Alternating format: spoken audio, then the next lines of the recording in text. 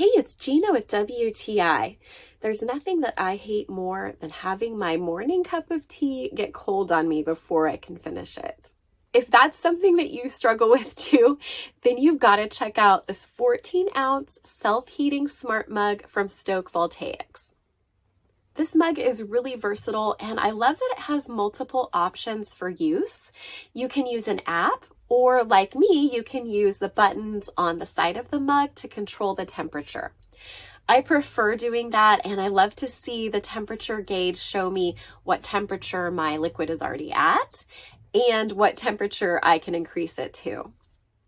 The battery life is about 120 minutes when you keep it at 120 degrees.